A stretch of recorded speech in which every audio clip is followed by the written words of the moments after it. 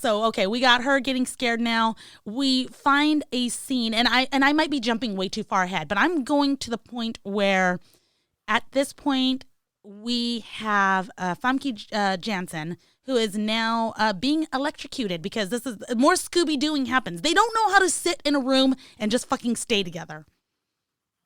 And it's always, they hear something and one person is always the one that leaves. It's not like multiple people. Like, oh my God, let's stick together. It's like, I'm going to go investigate this by myself. Well, they previously established that she was going to, I want to just cover one thing. You mentioned the party favors. They had the scene where yes. And the gun's actually loaded, and then, she even looks at him. Fuck, Steven, like you didn't even do it the last time, that you did this thing with the guns. They, and he kind of gives a look like I didn't plan for them to be loaded either. I don't know why this is like that. But then they have the thing where she goes up and she agrees to stay in her room, and then she disappears from the room, and the next thing you see her is downstairs in she's laying on the lobotomy table or not. Well, the electric, shock therapy, electroshock therapy. Shock therapy, yeah. Which the reason it's funny because it's like he knew she was going to end up there because this is Stephen Price we're talking about, who sees his scooped-faced producer, looks in the camera, sees Dr. Vanikut, looks to his wife's room where she's peacefully sleeping, and he just knows something's bad's going to happen to his wife. Mm-hmm. And this is where they end up in the electroshock therapy room. And they also established at this point, as they were walking through there, because I think the Doom Prophet brings it up, they mentioned the fact that there's this room that the doctor, where they did reverse psychiatry, if you will. It's like they locked them in this room, sensory deprivation, fed them a bunch of horrific imagery, and if you were really messed up, it was supposed to scare you straight somehow. But then they kind of hint that if that it made people worse, and what would it do to people if they were locked in there without any mental abilities, because that's what feeds into the scene right after this. But they do set that up at least prior in the film. Yes, so we get more Scooby-Dooing, and we have the entire gang this time, minus Dr. Vanikut. I don't think he was in where they find her getting shocked. You're talking about the other doctor, right? Not Vanikut. Not Vanikut. The I'm a doctor. David. Yeah. The horrible psychiatrist. He's not the one that finds it. It's the whole gang, right? Because they have electricity kind of buzzing through the house, and they're like, "Oh no, electroshock therapy! How the fuck did you know?" They find her and they can't do anything about it. He runs in there or somebody. I think Price is saying shut it off, and they can't figure out how to do it. Price is there, okay.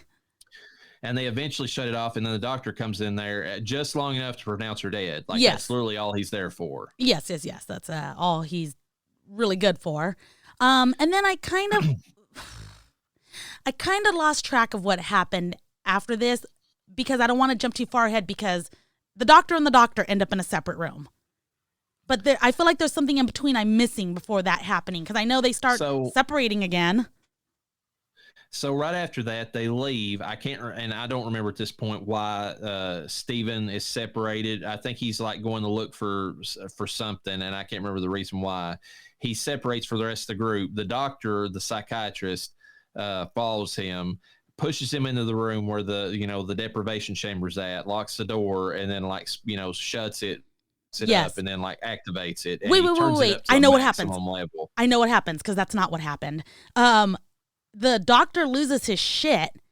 Not doctor, Stephen Price. I don't know why I'm saying the doctor and the doctor. Stephen Price loses his shit, and Taye Diggs starts punching the fuck out of him. They knock him out. They're like, what are we going to do with him? Okay, there you go. Then they get him in the sensory deprivation tank, if you will.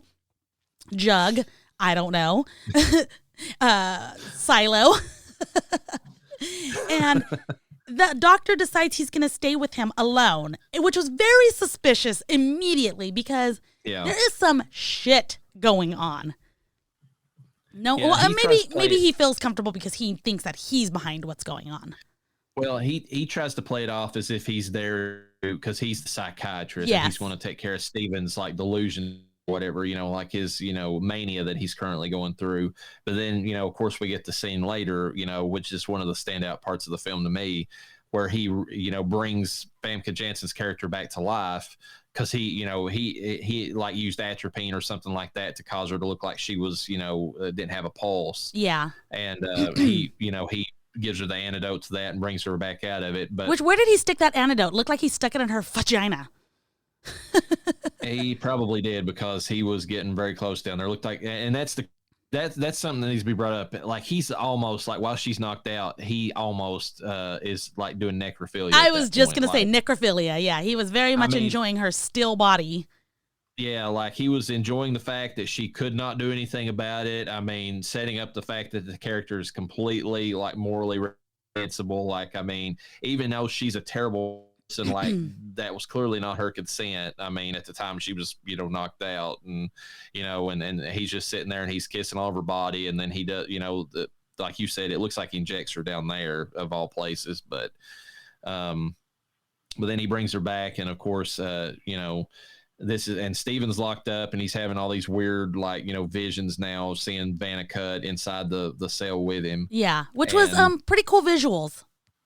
They were cool visuals, and also that was based on a previous idea the guy who made the movie had when he was doing the Tales from the Crypt. So he just recycled. Well, he didn't use the idea in Tales from the Crypt, but he just, like, since he didn't use it there, he kind of moved it in this movie. But it worked for that scene, I guess. Yeah.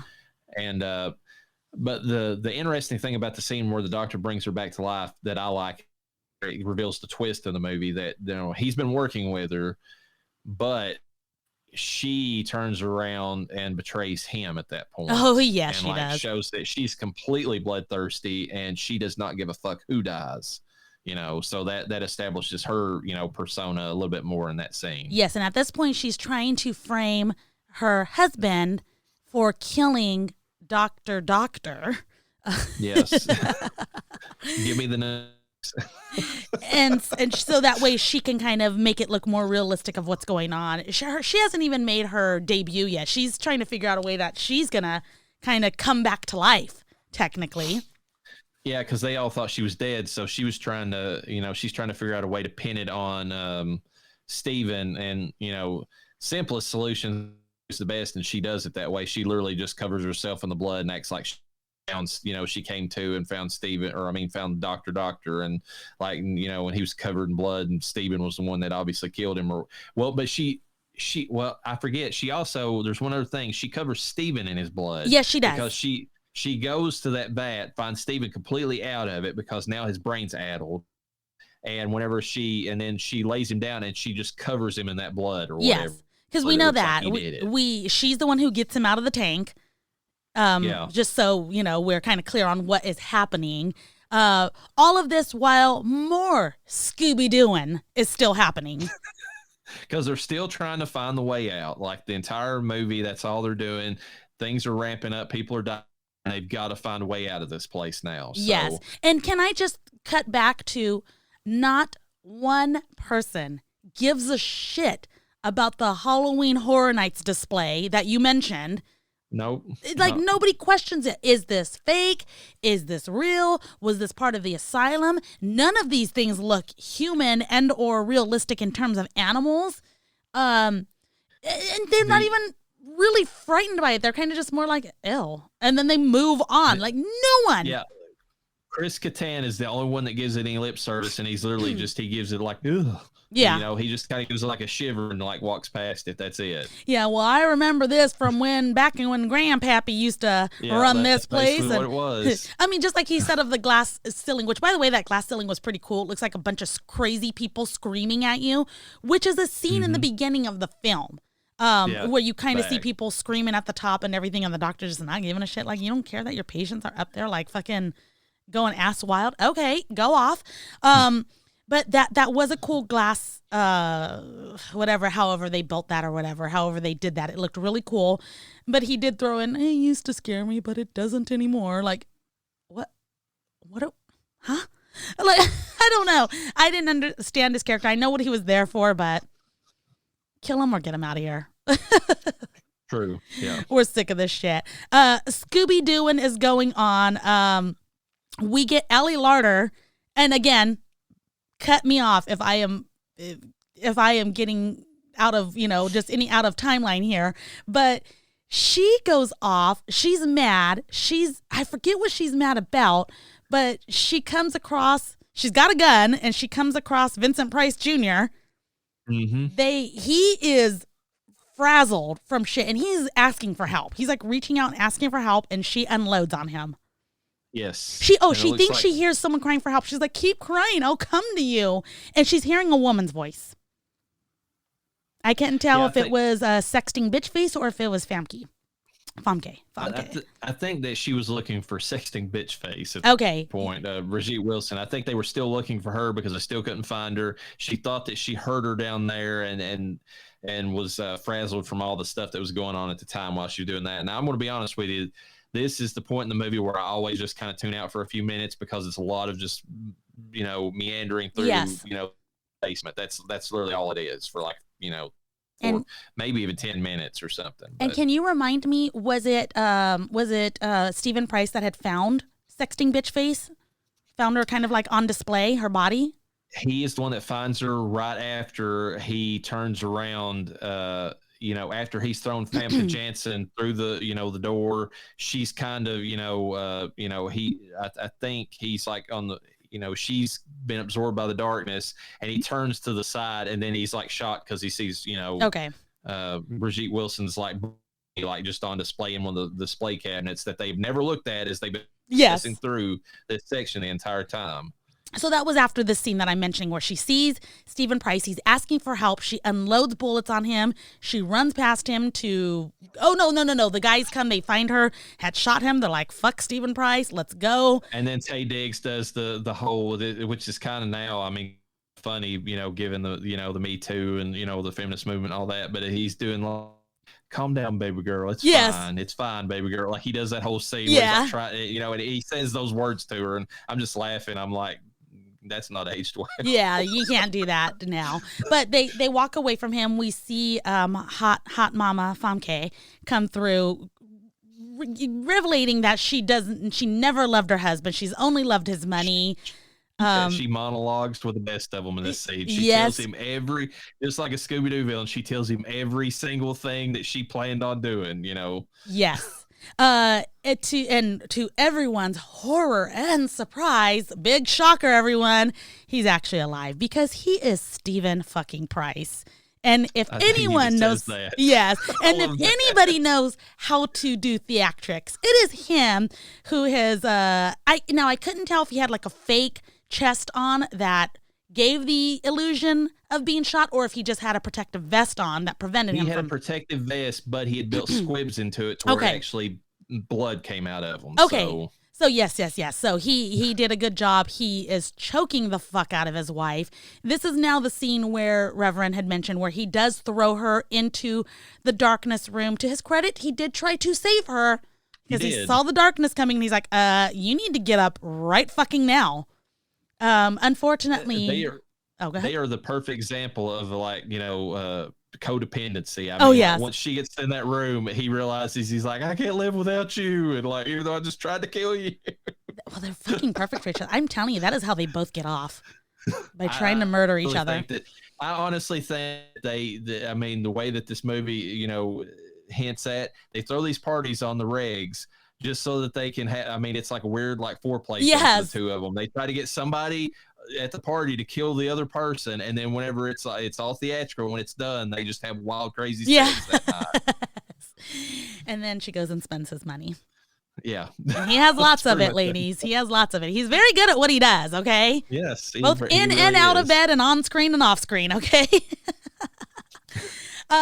So he tries to save her. He is very unsuccessful. The graphics get very horrible at this point. That's the one thing I wanted to bring up. I'm glad you did. Every one of these movies that came out in 99, it was like the worst CGI time period in history. I want to say that The Mummy came out around this time too. And if you go back and you watch any of the CGI in any of these movies, it's dog shit awful. Terrible CGI. I don't even think it was that good then, because I remember watching this and the house on The Haunting of Hill House, and I hated the CGI in both of them. Although I do think The Haunting of Hill House has worst worse CGI than this one, but only by a fraction. Yeah. I have completely, at this point, when I saw this, it was like watching it for the first time all over again.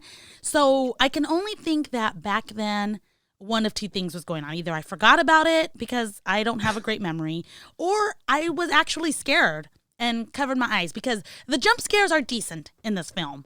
They're well done, yeah. Yeah, they get you, and they're not necessarily scary once you survive through it. But sometimes I have been known to completely cover my eyes, and and I'll miss things. So, but I can't think of any reason why I would miss this entire scene, because it goes on for quite a while, where it shows her kind of disintegrating into the darkness, how her face is changing, and you can definitely tell when it switches from Famke Janssen to CGI Famke Janssen. It's so bad. It's so bad. It's terrible.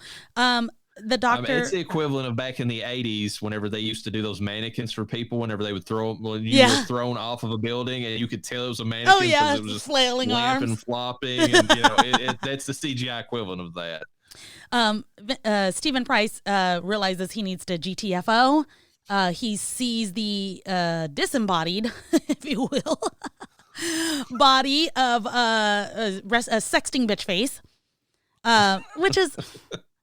It was very okay.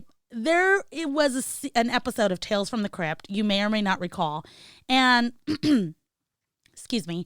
It was a woman that was to be a model, and she was going for this modeling gig. And what it ended up being, spoiler alert, jumping very fast through this, she was supposed to be a model for one of those real body exhibits. And she was supposed to be a fresh body, but they had her makeup done. They had her skin pulled open on her abdomen so you could see her insides. They had her posed very beautifully. And it was just a nice, fresh body, if you will. And they did this everywhere they went. So this was a Tales from the Crypt episode. And so this was kind of the same thing. It was just her gorgeous face and parts of her body just on display, set up in this like display case. And given the director's previous history, as we discussed, that's probably there's probably a direct reason for that being Tales from the Crypt kind of a knockoff. It's funny you say that, because one scene I can remember from Tales from the Crypt, the original TV show run, was that there was an episode. It had John Lovitz in it, and he was trying to be this thespian type Shakespearean actor, and like nobody would cast him because he looks like John Lovitz. Yes. He was kind of dumpy looking, and they're like, "You don't look like a leading man." And he's like, and he was, but he was really skilled. He did, and eventually they did accept him for the job. But the twist of it is very similar to what you're talking about. They eventually agreed that he looked the part, and what they meant by that was he was to play Horatio, meaning they literally killed the man, took his skull, and they realized that his cheekbones were high enough to be able to play the skull that was held by Hamlet. Oh my God. I remember that. That's fucked up. Yeah. So yeah, so it was tastefully done. It looked decent enough, although her insides definitely looked fake. They looked plastic. But her face the face was the best part. Yes, for sure. They captured sexting bitch face as if they really had just cut it off. So, and I don't know. I didn't research this, but they could have easily have done is literally just had that like as a build-in, and like had her stand on the other side and just put her face through it. Yeah, that's what I'm thinking. Just as well. That's how decent it looked. So bravo to that. Now we are Scooby-Dooing away from an actual spirit, unless for some reason we're going to pull off a mask and find out it was Famke the whole time. And she would have gotten away with it if it weren't for those crazy meddling kids, And I got to say, given I'm going to give credit to the script. We always talk about how you got to set things. If you want a really good movie, you got to set things up in the beginning of the movie and then have them pay off toward the end. Chris Kattan served one purpose in this movie, and as he's going through, he mentions, he's like, when they're going by the sealed room, he's like, he mentions the darkness is there, and he says, when the darkness breaks loose, all hell breaks loose. Yes, but the darkness, the funny thing about it is like when the darkness breaks loose, what causes it to break loose? Did it need her body? That's the only thing I could think of, because that wall was already open. like we said, they didn't really establish the rules on that. Yeah. So I don't know. I mean, we We can only infer at this point, people. I do think that you're right. I think her body, like her soul being like energized the spirits, like it them crazy or something, like having a fresh spirit like in the mix at that point. And her being already a bad seed, I mean, just helped sprout that, evilness. Right. And then there's supposed to be the souls of the damned that were burned up in the original asylum. So, I mean, that's kind of the hint of what, I mean, they're just psychotic rage of like, negative energy. So, like, she gave them, maybe that's the, I mean, her headcanon version for this. We'll just say that they were crazy, just like swirling, like, chaos. And she gave them a purpose. Once she got absorbed, she had enough sanity to be able to target the rest of the people. Yeah, so they're going around. Now they're really trying to escape. They know that there's something happening. We have Stephen Price, who is running around now, like warning them. He to the door that's been locked behind them because they've locked they've completely locked that basement up at this point, trying to get out of there, because they've just established that the basement is just full of bad stuff. There's no point in being down there. The locking mechanism for the doors is not down there. They can't find her, so they've just locked it up, and that's where the beating at the door. So they're like, they've seen him die and her die. They didn't see her come back. Yeah. So I mean, they're like, don't open that. Yeah. And then, of course, the Doom Prophet of all people is the one that opens it, and it's just in enough time where Steven can like duck off to the side real quick. And like the spirit creature, like completely, with a one-track mind, goes straight forward and takes out, the Doom Prophet, and takes him, out of, well, not completely out of the movie, but takes him out of the meantime. Yes. And we didn't mention, but Stephen Price manages to find the mechanism to get the doors to open for just a small amount and he knows even though he's never dealt with this a day in his life, he didn't even know it existed. He knows that if they don't get out, like fucking now, they only have a small amount of time. So I don't know, maybe because he knows that there's a spirit going around, like he knows he's turned his wife into the ultimate evil. She was already evil. But now she's already there. Now she has no bodily form to keep her, away from choke her anymore. So he has no control over the situation at all. So they all he gets them to rush over to the attic now. At this point, we're talking about the last of the survivors. Stephen Price. Trivia first. Go ahead. Is the Doom Prophet was not supposed to, in the original script, did not die in this scene that I just described. It was originally Steven that died, and the Doom Prophet was the one that narrowly escaped. But then during filming, they changed it around. I guess maybe they got Chris Kattan. I don't know. I don't blame them really, but I mean, it was. But the Doom Prophet was the one who was supposed to have been the one who finds the mechanism, which might have made more sense, honestly, in the long run, because he was the one that had the most familiarity with the house. The fact that he didn't know, I don't know. I guess he said he stopped. I think he mentioned at some point in the beginning of the film that they had stopped looking. Maybe they just didn't want to deal with the house anymore, and it's bullshit. I don't blame him. He seemed thoroughly fearful of the house, so, whatever. Yeah, I don't remember in which order, because we lose Stephen Price and we lose Doom Prophet. So what happens? The Doom Prophet gets killed whenever he opens the door and saves Steven by accident, and then they narrowly escape. They're running around. Steven finds the room with the cog mechanism. He literally does the only thing that anybody, any guy does when they don't know how to destroy shit. He just beats it with something that looks like a stick until it stops working, or starts working in this case. Well, or starts working. It actually, gets the mechanism going, and then whenever they eventually they find that there's one area of the house that's been opened up and it's a window. Like I don't remember how they figure this out, but it's like after he destroys it, it's like one area real close by it opens up and it's that one window, and whenever they go toward it. As Steven is like holding, like I think he's holding like the way out, he tells them to go on. That's when he gets absorbed by the darkness, and then it goes back shut again. And it's Ellie Larder and Tay Diggs are just uselessly beating at the window to get out at this point. Well, she made it out. I thought he shoved her out.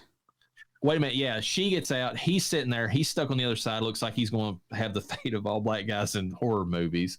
And that's whenever Chris Kattan's Doom Prophet reappears out of the mix. Oh my God. And somehow he pulls down the one little last bit of the window, and and then or pulls down the cord that allows the window to come back open long enough for Tay Diggs to roll out, and then the whole thing, they get shut inside, the ghosts do at that point. Yes, and in true Frighteners, this is one of the ways that Frighteners pops through, is the way his face comes through the black darkness or whatever. Tay Diggs makes sure to remind everybody that he probably shouldn't have been there in the first place, or at least shouldn't have been being sought after, because he was adopted. He was adopted. And which goes back to Ellie Larder's story, which it was necessary to be told that she's not even the person. She was just using someone's identity. Yeah, so at the end of the movie, they basically give you tell you that the only two people that escaped were the only two people that were not meant to be consumed by the house to begin with. So, yes. Which, I mean, that's not necessarily why they lived. I mean, I feel like if they had stayed in the house, they would have been consumed. They would have, but I mean, it's like the one little extra little thing they have in their favor. It's like, it seems like they're like when you get horror movies, there's always a little bit of tradition where the person who's not meant to die kind of, at least makes it most through the movie, and like they had a reason not to for the longest time. So, yeah. But I don't like how it ended, because like whenever they show like where they're at on the top of that building, they're basically doomed to die of a slow death of starvation and thirst anyway. Exposure. They don't have cell phones. Exposure. They don't have cell phones at this point in time. Like, it's not been established neither one of them has one. If they do, like the old Nokia versions, and they're just here, and they're like, we survived. We're outside now. And there's no reason that anybody, I mean, it's kind of hit in the movie that the caretakers would come back and look for them. Yes. But why would the caretakers automatically, like, I mean, they're way far up. I mean, I guess if they screamed loud enough, they might be heard. But yeah. Like, that was a massive building too. So it was pretty cool. I'm going to jump way ahead than I actually should and say that is the most memorable thing. I loved the way this film ends, because you think it's on a happy note, but then you realize they are, how the fuck, because he says it, how are we supposed to get down? And then it shows how high up they are, and you're like, you kind of have that hysterical laugh like they have, because you're like, all that, they survived, now what the fuck are they supposed to do? There's a funny thing about this ending. It reminds me a lot of From Dusk Till Dawn's ending. Spoiler alerts for that movie, which we're definitely going to cover during the vampire season. Yes. But I love that ending too. Whenever you've got Seth Gecko, you've got him like walking away with Marin's like New York incarnation, and then you've got Juliette Lewis going off her own, and then it pans to the back of the Titty Twister building, and it shows that it's like this ancient like Aztec temple that like extends way far deeper than just the entrance level, so it hints that whole place is loaded with like more vampires. And it's just like it gave me that, because it's got that same perspective to it. It's like it starts out and then it just zooms out and shows you how that they're really fucked in this movie, House on Haunted Hill, because they have no way out of it. So yeah, that's the one thing I specifically remember. This is one of the reasons I liked the film so much. Rewatching it, I realized there's definitely some things that are not so favorable about it. I still stand by my liking of the ending. To this day, it was one of my most enjoyable endings of a film like this. With that Doom, like you said, kind of like fucking from dusk to dawn. There we go. I'm going to throw something out there. If you ever when you do get a chance to watch X, because I know you're not the biggest Ty West fan after we did House of the Devil, but when you do get a chance to watch X has probably one of the best endings to a movie that I've seen recently. And it's similar. It's just got a punch to it. Like, it's kind of a funny one, but it's still, a good one. But this ending 100% has been memorable for me. I never forgot. The only thing is, for some reason, I did mistake the lady characters. I thought Famke was the character that survives at the end and didn't remember Ellie Larder living. Clearly, I have been reminded that I was incorrect about that, but hey, whatever. I saw what I wanted to see in my mind. Now, do we want to jump into trivia before we start reviewing? Well, we've covered most of the trivia. I guess I'm going to throw some of the ones that we've not discussed yet. This film and 13 Ghosts, the 2001 version, were Dark Castle Entertainment's first films, and a remake of the horror filmmaker William Castle's films House on Haunted Hill and 13 Ghosts. And the studio actually took its name from that. That's why it's called Dark Castle, because William like that. Castle, Yeah. At around 1 hour and 2 minutes, the face apparition Price encounters in the saturation chamber was originally designed and created by Dick Smith for the movie Ghost Story, but it never appeared in the final cut of the earlier film. And Ghost Story is one that I've been meaning to watch, but it's like really hard to find. It's like this. It's kind of like you get these like at the time they were really old, like Fred Astaire and some other like real like classic age actors that are sitting around telling like a ghost stories to each other, and like one actually happens to them in the middle of them telling it. And so apparently that faceless apparition was actually supposed to originally been in the that movie in the 80s. Co-producer Terry Castle is the daughter of William Castle, who so they put a link there. So the daughter of William Castle helped actually bring this to life. Nice. At around 12 minutes. Go ahead. Oh, I just said nice. Nice. At around 12 minutes, the names William Malone, Gilbert Adler, and Valdemar Timrak appear on Price guest list before it's deleted. That's the ones you're talking about. Yes. That he typed up. William Malone and Gilbert Adler are respectively the director and producer of the film, or at least different, related to it. And then Valdemar Timrak was a serial killer and evil spirit in Tales from the Crypt, Report from the Grave, which was also directed by Malone. So pretty cool. At 9 minutes and 40 seconds, when Price says from here on, it gets really scary. The roller coaster, like I said, had digitally inserted like that effect, because there's no way in real life for him to have stood there. He would have died. Yeah. From the impact of it. Yeah, it seemed really close, and I was like, your head's going to get lopped off. The only character in both the original and the remake of the film is the owner of the house, Watson Pritchett. All the other characters are loosely based on characters from the original. Jeffrey Rush's character's name is based upon Vincent Price, which you kind of talked about. When this is interesting, when Stephen Price is talking to Schechter early in the film, you can see a Freddy Krueger glove hanging in the background. I think Schechter's the guy who was his assistant that was, watching the TVs for him. So, okay. So when he was talking to him at the, once they had let the two camera people onto the ride themselves, and he's, when he gets a phone call from his wife, apparently Freddy Krueger's glove is hanging in the background there. Elizabeth Hurley was actually considered for the role that Famke Janssen took in this movie, and she was super hot at the time too, so that would have worked. I mean, she's aged pretty well, and she still has. Okay, I was watching this horrible television series, and I love it, so it means it's terrible. But it was called The Royals on E. Okay, and she played kind of the queen, more of a consort more than anything, but that's neither here nor there. And she was a very seductive queen. Yes, she still got it. Let's just leave it at that. Cindy Crawford was actually considered for the role of Melissa Margaret Marr. So, I mean, that's was that Sexting Bitch Face? I believe it was. Yeah, okay. I believe that was. Not gonna. Cindy Crawford, gorgeous woman, even at her age now. However, a little old for the role. Even at the time, it would have been a different way to cast her. Instead of it being like an aspiring actress like it was in this movie, it would have been somebody who was formerly famous, trying to reclaim their washed up actress, old at the ripe old age of 39 or something like that. Yeah, one of those stupid things like Hollywood is. Mark Blucas and Ivana Milicevic filmed a short movie and a movie sequence which from the theatrical release, but appears in the deleted scenes of the DVD release. So there's extra like little scenes from it. Cool.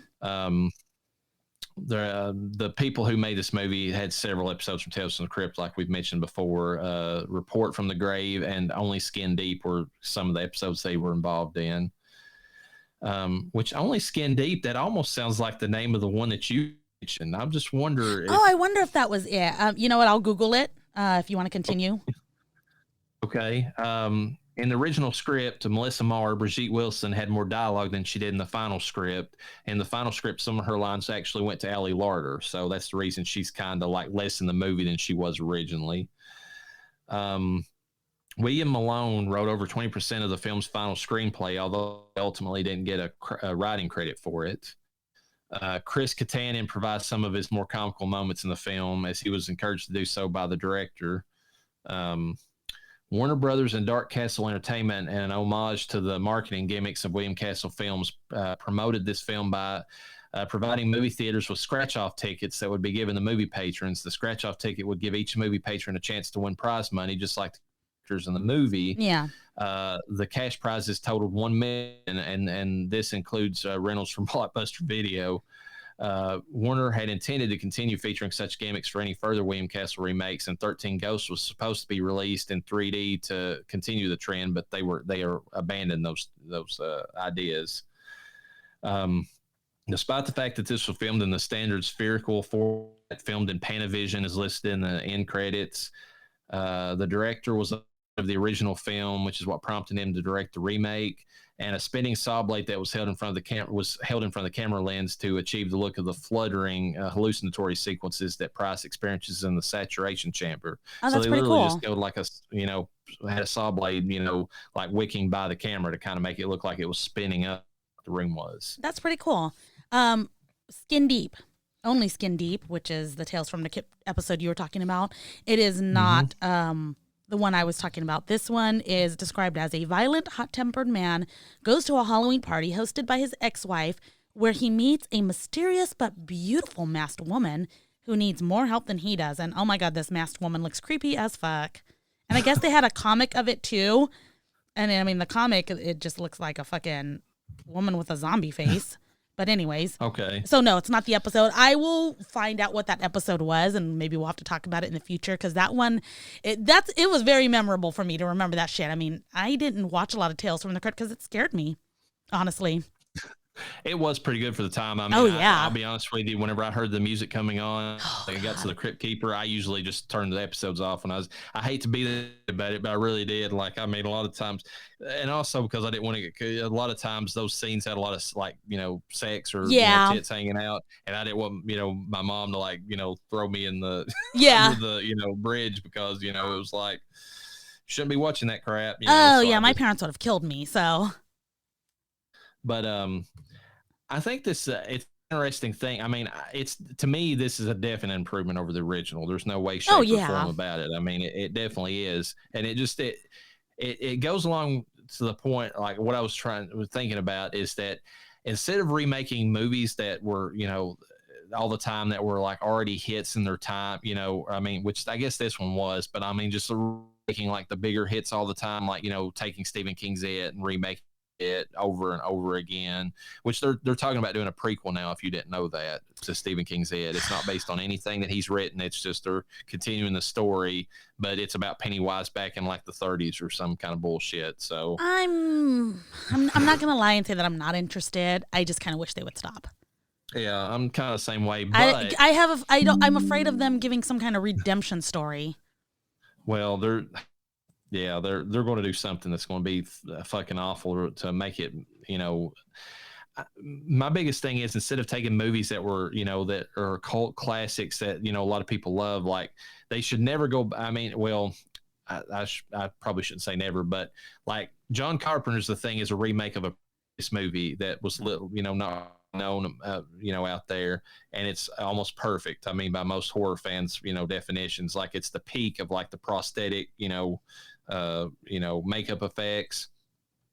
Instead of going back and redoing that movie in like CGI, which they kind of they already did with the Thing prequel, but we'll forget that's out there. Instead of going back and doing that, why don't they just take these shitty movies from the 60s and take a little bit of their plot and just make them into better movies now? Improve them. See why that's not a thing. Yeah, I agree with you. they have good cores in their stories, but like they didn't have the technology. I mean, when we get to 13 Ghosts is completely different than the original movie. Like yes. It has no basis. And I mean, it's like the best way you can do a remake. It's like you take the core of like there being 13 ghosts and like only seeing them with these special goggles. And that's literally all they took. And then they changed everything about it. The original 13 Ghosts legitimately has a fucking skeleton, probably a real one, possibly, being strung around by fish wire. Well, the original 13, you might be thinking about this movie because this maybe it was that one. The original, the original Ghost is got like the worst fucking like ghost quote unquote like effects I've ever seen in anything. And it's funny because like we watched the Devil and Daniel Webster, and the effects that they had when they brought the devil into that first scene in the barn when he meets Jebediah Stone, like whenever he meets him in that first scene, like the way that they kind of like made it translucent and kind of add all this stuff behind the imagery was really spooky at the time. This movie was made like, I want to say 20 to 30 years on from that, the original 13 Ghosts was. And the effects are like, I mean, completely fucking ridiculous. They didn't even try. Versus, they're there, but they're stupid they're just like, if you can imagine somebody who went to Spirit Halloween, put on like one of their shitty zombie costumes, their shittiest, and then like, kind of half, turned it transparent and pasted it onto a film. That's what it looks like in the original 13 Ghosts. So. Oh my God. And then we have the, I don't know what year the newer 13 Ghosts came out. 2001? Yeah, I think it was 2001. Yeah. We'll address that when we get to the episode. But just these two movies, like watching them, or recently, or these four movies, I should say. It just, there's so many movies they could go back and just take like the core like story ideas that they had and like remake them and like change up everything else, and they could have great movies. And instead, we're getting like, well, like now, like I'm not saying this won't be good because I actually read that Carpenter's going to be scoring it, which is going to be interesting. But they're remaking Firestarter. Oh, Stephen King's Firestarter. It's got a new movie coming out here soon, and like, really, I mean, there's other movies they could have went back and redone. I'm sorry, I don't know why they're doing those. Full disclosure, have you seen the trailer for the newer Firestarter? I have, yeah. Okay, I was interested, and the trailer that I saw didn't have a ton of action in it at all, but it's there. And I'm like, okay, the one maybe. I saw was loaded with action. It was literally her setting people on fire left and right. So I'm just like, I'm going to watch it because it's probably one that I don't know why I'm bitching about it. I really don't like the first one that much. Anyways, I didn't like the first one that much. But it's one of those things where I feel like it's even, and I say this, it's like 40 years on now. So, it's probably due for a remake. Be quiet. But quit aging us. It just doesn't feel like it's that long. It doesn't. Like, and they got all these movies from the 60s that they could remake, and it's like, no, we're just going to, they could stay back there. We don't want to touch them. So I think the problem with horror films today, honestly, is people like me. I will throw myself out there because I am raising the next generation of horror enthusiasts, and they're witnessing, the old classics, and they like them a lot. But they weren't born in a time where these films were coming out. They're just, again, witnessing them kind of secondhand. Like, oh, mom liked this film. Dad liked this film. I'm watching, hey, this is cool. Now they get to see one of these films get made in their time era. And they know that they like this character. They love Pennywise the Clown. And so they're going to want to see it. And that's what keeps encouraging this type of behavior. It's like, oh, the fan base is there. We've got these youngins that their parents are like, oh, you got to watch this. And yeah, even I'm going to want to see kind of what they do with it. I'm not going to lie. But then I'm going to be the one complaining. I'm going to be the old geezer complaining to my kids and be like, that's pretty cool, The thing about that is that, and I don't want to sound off like, come off sound like curmudgeon, because I do like some of the remakes that they make. Yeah. But then you get Pet Sematary. I liked Pet Sematary. I liked it. You liked the remake? I did. Oh, God, that was so bad. I didn't think it was So as bad bad. as people were saying it was. Like, I'm not saying I like the original way better. I thought the original was way scarier, honestly. It was way scarier. The thing about the remake on that, and that's this an extreme tangent, is the fact that they could have went a different route. It was almost like an alternate universe in my head canon, because now the girl's, the one that gets hit instead of, the little boy, Gage. Did not see that happening at all. But they could have went in such a different direction. And I know you mentioned critique revolve, and I know Mike has this big thing about not judging a movie what it could have been, but versus or a property, but what you actually see. I didn't like what I saw. I don't think they did either. I think Mike had mentioned it a few times, and I'm sitting here like, you know what? You guys can shut the hell up. But then again, I self-admittedly like horrible stuff. So shamelessly, most of the time. Sometimes I like good things. Not gonna lie. All right. Do we have anything else? Do we want to start getting into review? And do we want to answer some of those questions you asked me at the beginning? And I was like, I kind of want to wait. Go ahead and, if you can remember them, because I've kind of forgotten all of them now. I've kind of forgotten them too. I know you had asked me. Let me see if I can recall real quick. And I said, one for sure is, do you think that the schlock stuff, yes, if they should bring that back? That's the one that comes to mind, and I'm so fucking torn on that because it works. You get a few jump scares here, but are they worth it? Like, a jump scare is so cheap now. It's a cheap thrill. You almost want something that's long lasting. And so I kind of feel like they need to shelve it and save it for a really necessary occasion where you need that and come up with something different. I'm just going to throw out there, what if you were watching The Ring and somebody came dressed out as came dressed up as a little girl, from near the front of the theater, just suddenly popped up, I think that would add to the movie quite a bit. It might, but I'm going to see that and I'm going to enjoy it in the sense, but it's going to be more of like a humor kind of enjoyment. Like, oh shit, somebody, look at that, kids, I'm not going to take it as serious. Versus, on the flip side, if somebody dressed as that and all of a sudden that person ended up right behind me and I turn to my side and I see it, I'm going to shit my pants. Okay, well, I'll do you one better then. With today's technology, what if they were able to do holographic projections and have the kind of like what Disney does with the the Haunted Mansion, and you look beside of you and it was projected beside of you at that point, you could see them. At that point, it's not schlocky anymore. Schlocky is obvious, and I think a projection would be really cool. Probably be scared at first, and then I'd kind of be wanting to kind of touch to see, whoa, how'd they do this? I don't think that's schlocky. Schlocky to me is exactly what we talked about: a skeleton with some fish wire, flying through the crowds, or like whenever he did the Tingler, where he had your seat kind of vibrate like you were getting shocked, like in the movie The Tingler. Something like that. Which, by the way, we have a theater out here now. It's at our local mall that actually has seats like that now. They move with the film.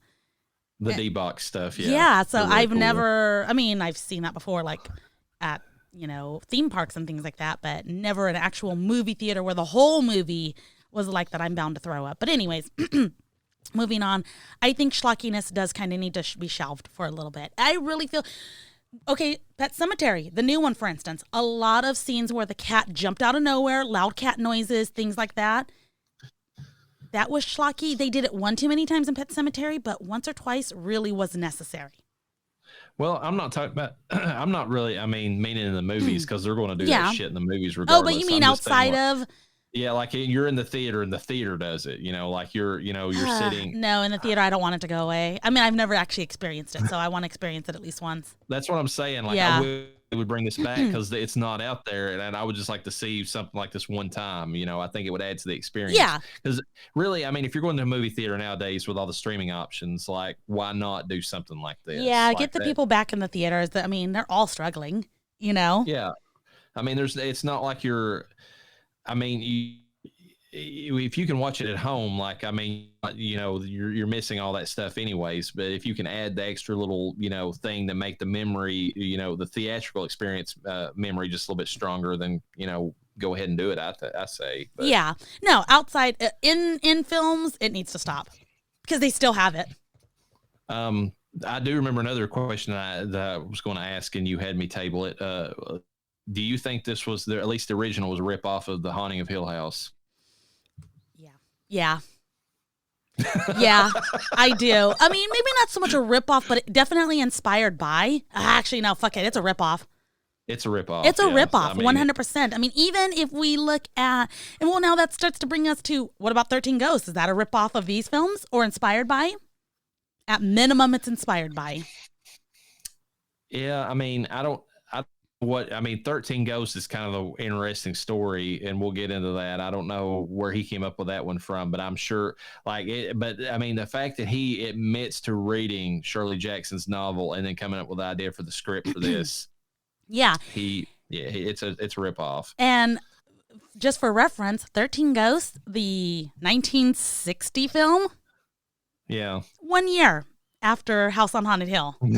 So, and look, I'm not even going to pretend that I don't appreciate, that these films were made and what they've kind of inspired to these days. They're there, so I'm not going to sit here and hate on them. But yeah, 100%. I didn't want to answer because I was like, I want to discuss the film first and kind of go through the differences of each one. But yeah, and then it's so funny because, hold on. So we have House on Haunted Hill, which was 1999. And then we have 13 Ghosts, the newer one, 2001. Literally, back to back, just like in the old days. Yeah, these, and it's funny, they all came in, and the Haunting came out I want to say the same exact year or the year after as the original House on Haunted Hill. So like the fact that the Haunting and the House on Haunted Hill remakes both came out the same year was kind of funny too. It's like the Haunting was 1963, but the newer one was also 1999. Yeah. Guys, you got to come up with some better ideas. Well, it's one of those things where if a movie becomes popular, knockoffs, it's going to happen. I mean, it's just going.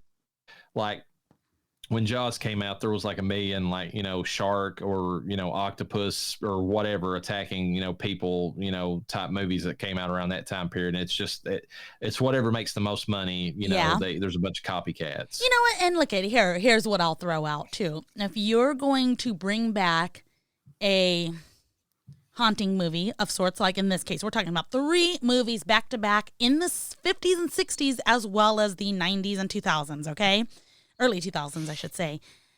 Fine. But if you're going to remake a film, one, you better know that maybe there's another person behind that's going to remake another one very similar to it. You better make sure yours is so goddamn good that next film that comes out is at minimum going to have to compare to it, or won't be able to top what you've done. And that's hard to do. I'm not a filmmaker. I would never in my lifetime be able to do that. But now we're going to have to compare another movie on the next episode. And 100% we're going to be looking back on this film and comparing the two and saying, this is what this film could have done. This is what this film didn't do. We shouldn't be doing that, but that's what we're going to be doing as viewers. And then we're going to have to make a comparison on which one was better. And I can already think in my head, which one was better? They pulled out more of the stops than the other film did. Mm-hmm. So I'm going to leave it at that because I don't want to go too far into that. We should probably rate this film. We both gave the original a 2 out of 5 on the Rotting Corpses scale. Mm-hmm. Do you go first on this one since I went first on the older? The 1999 film, I'm going to surprisingly give it a 4 out of 5. Wow. And my reason. Yeah, I'm going to give you the reason why I had fun watching this. This is one of those movies that is not a smart watch. It's not, you're not watching it for, like I was talking about with You Won't Be Alone. You're not sitting there like, contemplating the nature of, man and, or men and women and all that. No, this is just a goofy, like music video type situation with a lot of schlocky stuff in it, and it's fun to watch. I mean, like the music and I say that I don't remember liking it originally upon when we watched it in the theater back in the day. Like I don't remember liking it that well, and this movie has grown on me. So I mean, of the movies that came out in the late 90s, I actually enjoy watching this one quite a bit more than a lot of the other ones that came out around that time. So that's 4 out of 5 for me.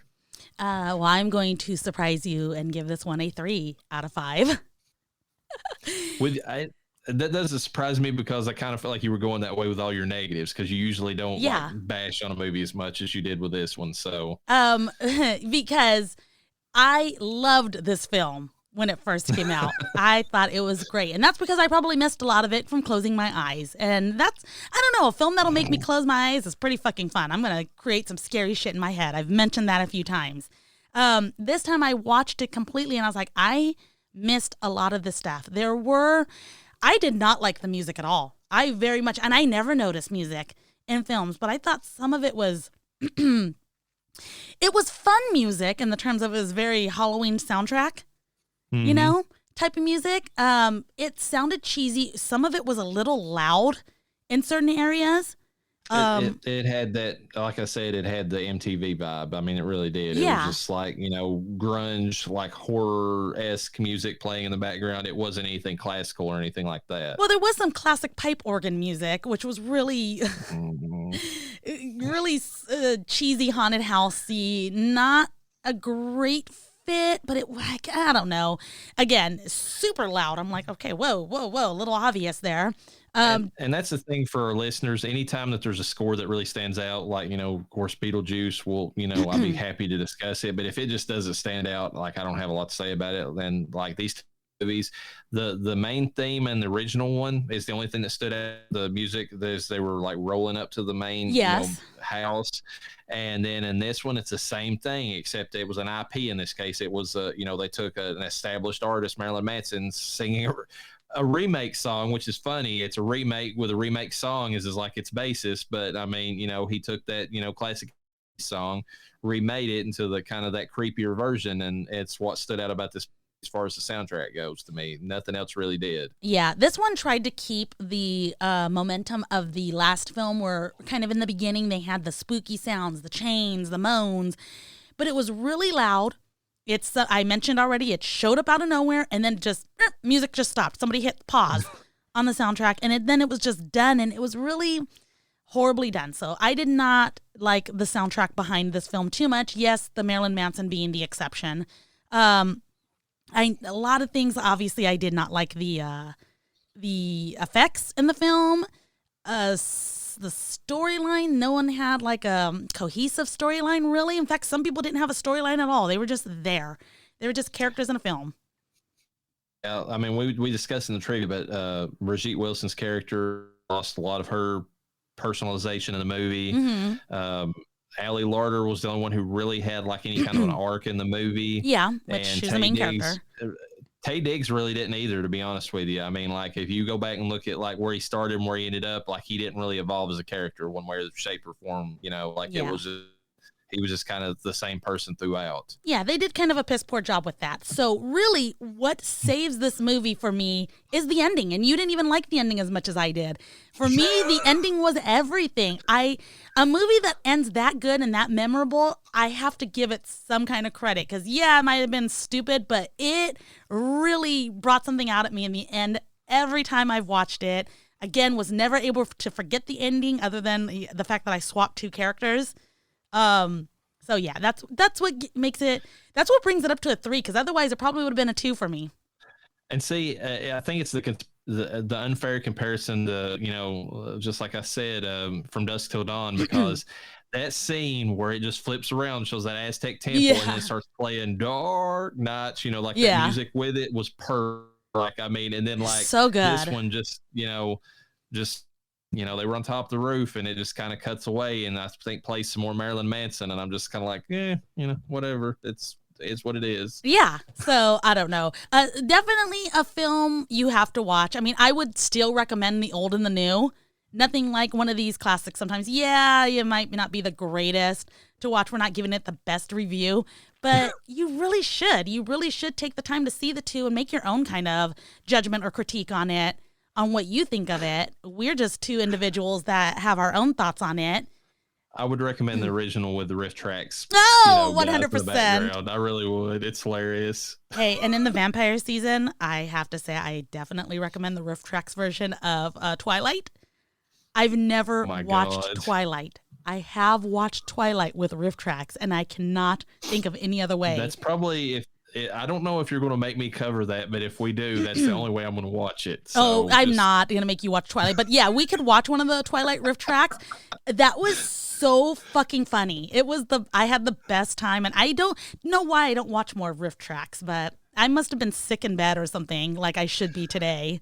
And I want to go back now and watch their version of 13 Ghosts wait a minute. I think that people have mentioned they should do 13 Ghosts, and they said, and I think even the Riff Tracks guys said that movie's so bad that they're not going to do that one. They did one of the haunted films. I know they did. And I'll research that because we can always, kind of do a quick, a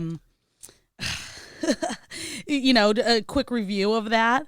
The Haunting, maybe it wasn't The Haunting, but I don't know. I'm Googling it right now, and I am bunking my mic, and I'm going to hurt myself. Riff Tracks did House on Haunted Hill. Yeah. I'm not sure which one, though. Haunted Hill. Yeah. Okay. We'll look into that a little bit more. So, first one, 2 out of 5 for the original, and 3 and 4 out of 5 for the newer version. What are we doing next? What are we doing next? Well, that depends. I mean, technically April's going to be gone, but we've discussed doing the Ghostbusters at some point in the near future, which is still kind of an April Fool's type thing. But I almost feel like we should just wrap up the William Castle, Dark Castles cycle here and finish up 13 Ghosts. Oh, I've been dying to do that one. Have we decided what our October one is going to be? Our Halloween spectacular? The Halloween episode? Yeah, or have we determined that yet? Because there's so many haunted films and ghost films to watch. I'm pretty sure that at least during one part of October, we're going to have Sleepy Hollow. Oh, yeah. Okay. Yeah. It's a class. It's like one of the first major American novels. I mean, or at least stories. You can't not get, Washington Irving's classic, it's due whenever it comes those stories. So. We'll have to do the Disney and the yes, Tim Burton.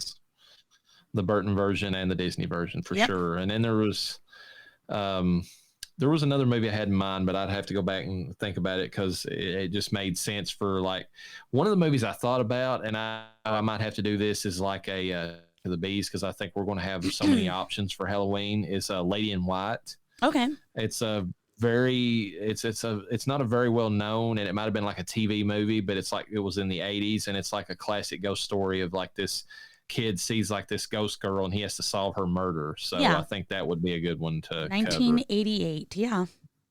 And it's set during Halloween, so that's the reason that comes to mind for Halloween season. So it looks pretty cool. Anywho. All right, well, not much for me to plug. I mean, the typical Blue Collar BS is on every Friday. Hot Mess Express returns whenever the hell they want to return. So there's really nothing going on there. I don't ever make any explanations why we're gone. We do a show whenever the hell we want to. We have no schedule. My husband hates it. You can try to catch an episode of Death Holler at least once a month if we're able to pull that together. You got to remember, we are two people in different states working with each other's schedules. It is baseball season. La Llorena is trying to wrangle the souls of those children at the baseball field. Yeah, and summer's coming up, so a lot more vacation time too between the two of us. Maybe you. I don't have any vacations planned. AV, she was my vacation for the year with Las Vegas. We don't get out too much. We're trying to recover from that vacation and save up for, I know the hubs and I are eventually going to want to go to Hawaii, but Avi and I are planning on going to Salem, Massachusetts during spooky season. And that is literally 2 years away. So you won't be hearing about that anytime soon, but we are so excited about that. So anyways, yeah, that being said, you just, like Reverend said earlier, rate and review, like, subscribe, and share. Spotify, you can now, as long as you listen to an episode or two on Spotify, you can give us a rating there, which is pretty cool. And we'd appreciate anything you could do to help us out. Absolutely. And with that, peace be with you. And with your spirit.